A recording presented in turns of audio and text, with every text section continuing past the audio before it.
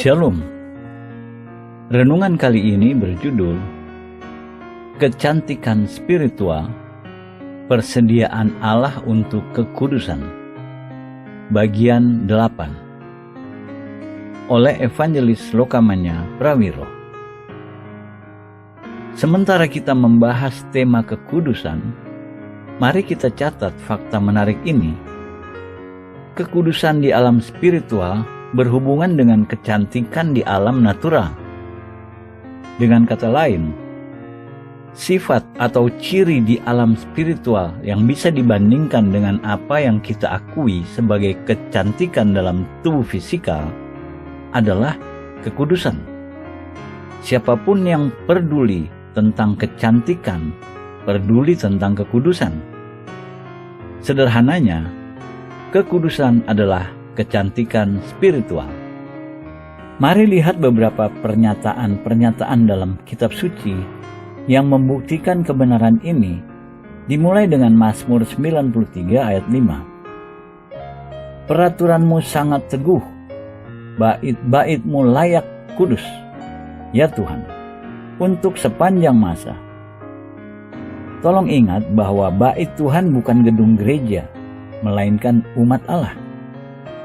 Dalam semua generasi, kekudusan adalah aspek yang melayakan umat Allah yang cocok dengan mereka, yang membuat mereka tampak paling terbaik. Kekudusan juga apa yang Allah syaratkan dalam rumahnya.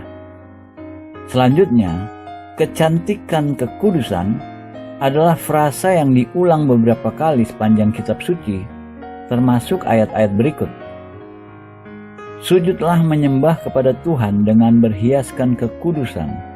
Gemetarlah di hadapannya, hai segenap bumi. Mazmur 96 ayat 9. Berilah kepada Tuhan kemuliaan namanya. Sujudlah kepada Tuhan dengan berhiaskan kekudusan. Mazmur 29 ayat 2. Kadang-kadang orang-orang yang di luarnya memiliki sedikit untuk dipuji, memilih tingkat kekudusan lebih tinggi. Sebagai contoh, anak-anak Down syndrome, mereka sederhana. Namun ketika mengenal Allah dengan cara mereka mengenalnya jauh lebih baik daripada sebagian besar dari kita. Mereka memiliki kecantikan kekudusan di dalam, bahkan meski disertai anomali di luar, seperti kelemahan fisikal atau distorsi. Jika harus memilih, kita lebih memilih kecantikan kekudusan di dalam daripada jenis keanggunan atau keelokan, kekuatan atau kuasa apapun. Kita sungguh-sungguh menginginkan kecantikan itu untuk semua orang, karena penyembahan yang Allah terima dipercantik oleh kekudusan dalam diri penyembah. Mazmur 110 memberi kita gambaran unik umat Allah pada penutupan zaman ini. Gambaran gereja setelah berabad-abad dalam kegelapan, tradisi manusia, dan kesalahan. Gereja yang Allah bawa adalah pengantin yang cocok bertemu mempelai laki-laki, Yesus. Kita melihat gambaran kebenaran gereja ini dalam ayat 3 Mazmur 110. Mari kita mulai dengan melihat 2 ayat pertama. Demikianlah firman Tuhan kepada Tuanku, duduklah di sebelah kananku sampai kubuat musuh-musuhmu menjadi tumpuan kakimu. Tongkat kekuatanmu akan diulurkan Tuhan dari Sion. Sion adalah umat Allah yang dikumpulkan. Memerintahlah di antara musuhmu. Mazmur 110 ayat 1 dan 2. Kita tahu Tuanku dalam nas di atas mengacu pada Yesus. Porsi kitab suci ini diinterpretasi oleh Yesus sendiri. Lihat sebagai contoh Matius 22 ayat 41 sampai 45. Gambaran apa yang Yesus sedang lakukan sekarang? Musuh-musuhnya masih ada. Mereka masih menentang. Namun ia memerintah di antara musuh-musuhnya keluar dari kumpulan umatnya. Dan tongkat kekuatannya, otoritasnya diulurkan Tuhan dari Sion. Lalu dalam Mazmur 110 ayat 3, deskripsi umat Allah pada penutupan zaman ini. pada hari tentaramu, bangsamu merelakan diri. Arti realnya, persembahan-persembahan yang didedikasikan di altar kekudusan Allah untuk maju dengan berhiaskan kekudusan. Dari kandungan fajar tampil bagimu keremajaanmu seperti embun. Jika ada apapun yang menarik kita karena kecantikannya, itu adalah kekudusan di alam spiritual. Umat Allah keluar dari rahim pagi dalam kecantikan-kecantikan kekudusan untuk manifestasi besar terakhir kemuliaannya dan kuasanya dalam umatnya. Terakhir, mari kita kembali ke Perjanjian Baru untuk mempelajari nas sangat indah dalam 1 Petrus yang diarahkan secara spesifik kepada perempuan-perempuan Kristen. Ayat ini berbicara tentang perhiasan perempuan-perempuan kudus sejati. Perhiasanmu janganlah secara lahiriah, yaitu dengan mengepang-epang rambut, memakai perhiasan emas, atau dengan mengenakan pakaian yang indah-indah. 1 Petrus 3 ayat 3. Meskipun kita percaya setiap orang Kristen memiliki kewajiban untuk rapih, bersih, dan dapat diterima dalam penampilannya, itu bukan apa yang dimaksud. Ayat 4 dan 5 membuat hal itu jelas. Tetapi perhiasanmu ialah manusia batiniah yang tersembunyi dengan perhiasan yang tidak binasa, yang berasal dari roh yang lemah lembut dan tentram, yang sangat berharga di mata Allah. Sebab demikianlah caranya perempuan-perempuan kudus dahulu berdandan, yaitu perempuan-perempuan yang menaruh pengharapannya kepada Allah. Ada perhiasan kekudusan yang tersembunyi dalam seseorang, di dalam hati, roh lemah lembut dan tenang. Pengamat tidak selalu mengapresiasinya, namun di mata Allah sangat berharga. Apakah kita ingin dianggap seperti itu oleh Tuhan? Jika itu keinginan kita, mari berdoa doa berikut. Bapa, saya berterima kasih atas pesan ini tentang kekudusan dalam firman-Mu begitu jelas, mempenetrasi, dan tidak samar-samar. Saya berdoa agar saya terbuka kepada kebenaran, bahwa saya tidak akan berpaling darinya, dan saya tidak akan melawan roh kasih karunia. Saya berdoa ketika roh berbicara kepada saya tentang kekudusan, saya bersedia mendengar dan merendahkan diri. Saya tahu, Tuhan, bahwa Engkau senang berdiam dengan orang yang rendah hati dan patah hati karena dosa. Saya berdoa untuk umat-Mu, untuk diri saya, dan untuk orang-orang lain, bahwa sementara Engkau melihat kita mulai hari ini, Engkau melihat kita dalam kecantikan kekudusan, dan saya akan hati-hati, Tuhan, untuk memberi Engkau pujian dan kemuliaan dalam nama Yesus. Amin.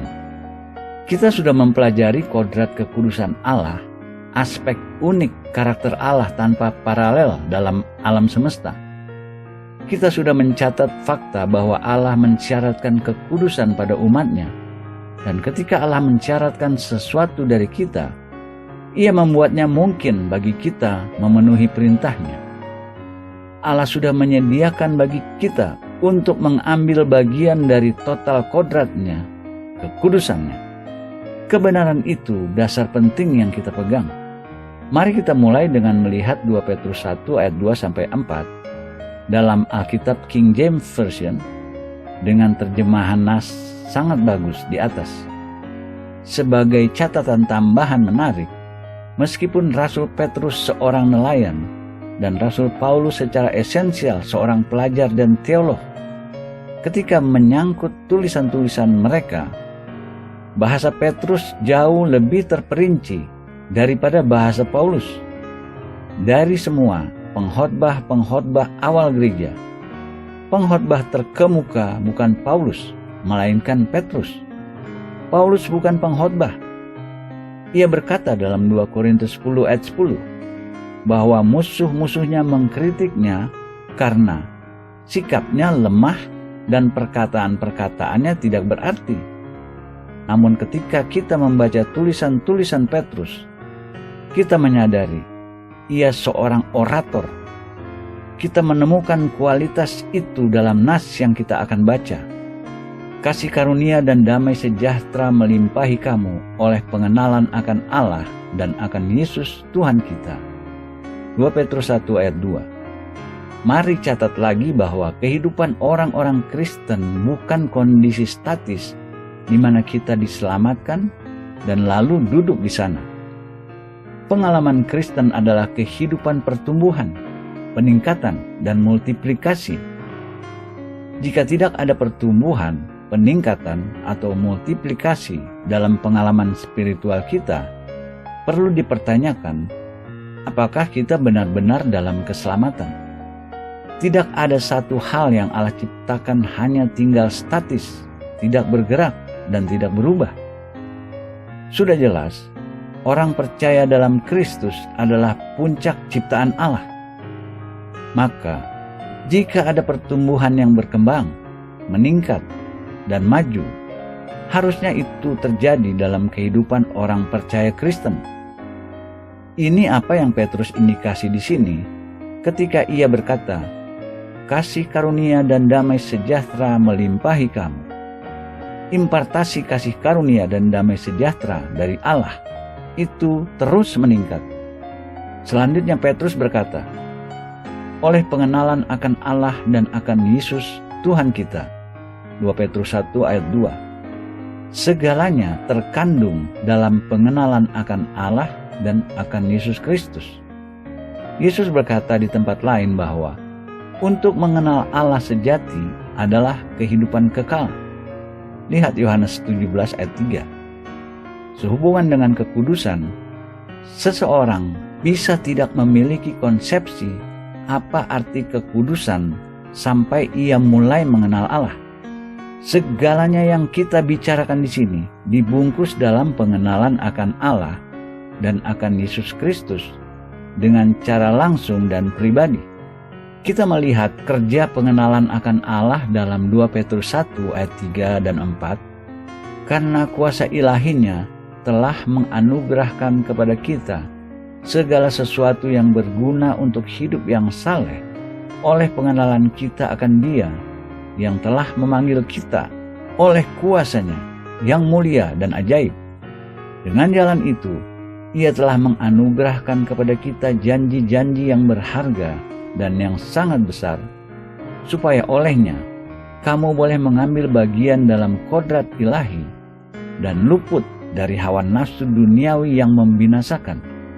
Ada 4 pernyataan yang sangat penting dalam nas di atas. 2 pernyataan ditemukan dalam ayat 3 dan 2 ditemukan dalam ayat 4. Pernyataan pertama bahwa karena kuasa ilahinya telah menganugerahkan kepada kita segala sesuatu yang berguna untuk hidup yang saleh. 2 Petrus 1 ayat 3. Perhatikan, di atas semuanya perubahan bentuk kata kerja yang digunakan yang menunjukkan waktu kejadian. Bukan Allah akan memberi, melainkan apa yang Ia sudah berikan. Allah sudah memberi kita segala sesuatu yang kita butuhkan untuk hidup sekarang dan yang akan datang. Untuk waktu dan kekekalan, Allah telah memberi persediaan total lengkap melalui kuasanya.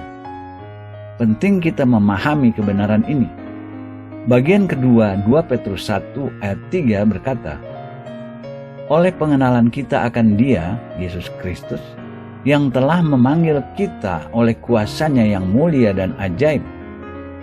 Dalam Alkitab King James Version, pengenalan, kata dalam Yunani asli berarti mengakui.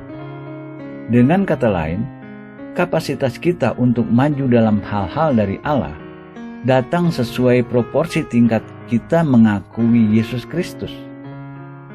Gereja tidak bersatu dengan mendiskusikan doktrin. Pengalaman dalam sejarah mengkonfirmasi bahwa lebih kita mendiskusikan doktrin, lebih terbelah kita. Gereja bersatu dengan mengakui Yesus Kristus. Paulus berkata, sampai kita semua telah mencapai kesatuan iman dan pengetahuan yang benar tentang Anak Allah, kedewasaan penuh, dan tingkat pertumbuhan yang sesuai dengan kepenuhan Kristus. Efesus 4 ayat 13. Lagi, kata Yunani untuk pengetahuan berarti mengakui. Dengan kata lain, kita masuk ke dalam kesatuan iman sesuai proporsi tingkat kita mengakui Tuhan Yesus Kristus. Setiap aspek doktrin Kristen sejati adalah aspek Yesus Kristus dan pelayanannya. Kita sampai ke dalam kesembuhan melalui pengakuan akan Yesus Kristus sebagai penyembuh.